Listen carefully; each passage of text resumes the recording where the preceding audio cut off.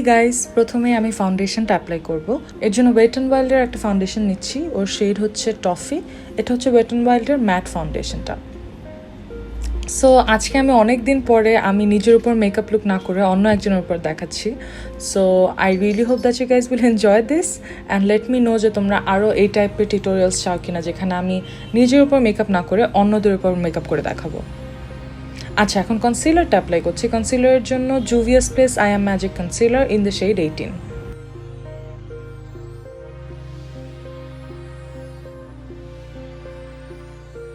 আর যে ব্লেন্ডারটা ইউজ করছি, বিউটি ব্লেন্ডার, এটা হচ্ছে ফোকালিওরের একটা বিউটি ব্লেন্ডার।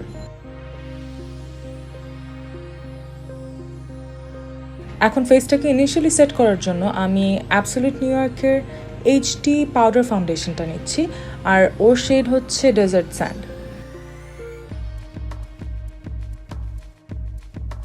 এখন ফেসটাকে হালকা একটু বেকিং করার জন্য অ্যাবসলিউট নিউ ইয়র্কের HD বেকিং পাউডারটা নিয়েছি। যদিও ফুল ফেসে পাউডারটা অ্যাপ্লাই করেছি ফার্স্টে, বাট আমি অলমোস্ট পুরো ফেসে পাউডারটা রাস্ট অফ করে দিয়েছি, জাস্ট আন্ডার আইজে পাউডারটা রেখেছি।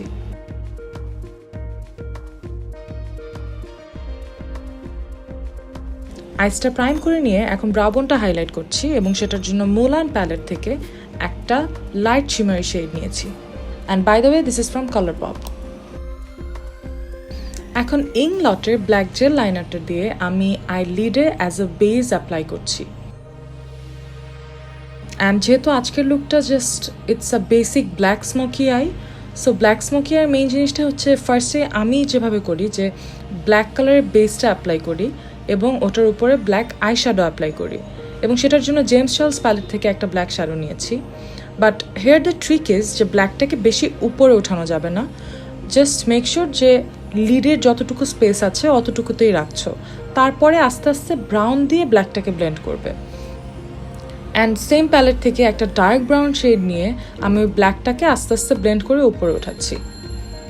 এখন দুটো ওয়ার্ম ব্রাউন শেড নিয়ে অলমোস্ট অরেঞ্জিশ ব্রাউন এবং একটা ফ্লাফি ব্লেন্ডিং ব্রাশ দিয়ে ওই ব্রাউনটাকে আরও ভালো মতো ব্লেন্ড করছি, যাতে কোনো হার্শ লাইন না থাকে।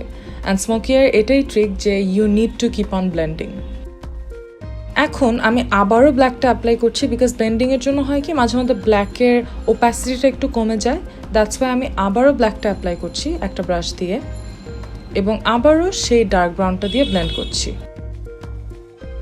You need to go back in a few times to make sure that the eye look is looking well blended but still opaque লাগছে।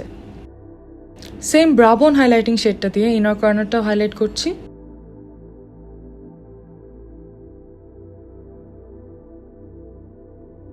যে দুটো ব্রাউন ক্রিসে অ্যাপ্লাই করেছিলাম ও দুটোই আবার লোয়ার ল্যাশ লাইনও অ্যাপ্লাই করছি।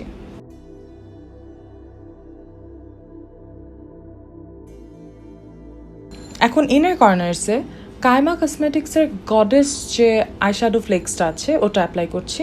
তাহলে আই ফিল লাইক এই পুরো স্মোকি আইয়ে it's like a pop of colour or like a pop of glitter to the entire look. Now I am applying mascara on her lashes and this is the W7 plush mascara. ওয়াটারলাইনে একটা nude I pencil apply করছি, এটার রিমেলার, এবং lower ল্যাশ লাইনেও মাস্কারাটা apply করছি। এখন চোখের নিচে এতক্ষণ যে পাউডারটা রেখেছিলাম ওটা ডাস্ট অফ করে দিচ্ছি।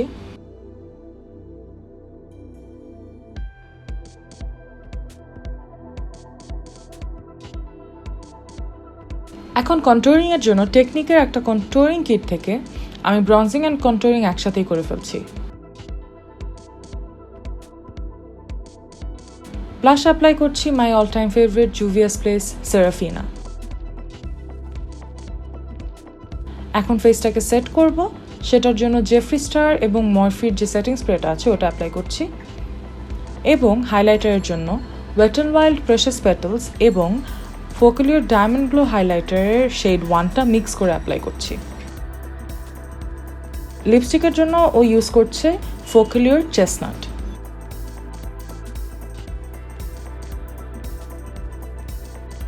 আর চুলে কার্লগুলো এতক্ষণ পিন করা ছিল, পিন করা থাকলে হয় কি যে কার্লগুলো অনেক লং লাস্টিং হয়, সো কার্লগুলো এখন খুলে দিচ্ছি। And the makeup look is done. So I really hope that you guys enjoyed this look. If you did, don't forget to give this video a big thumbs up and subscribe to my channel, and I'll see you all in my next one. Bye.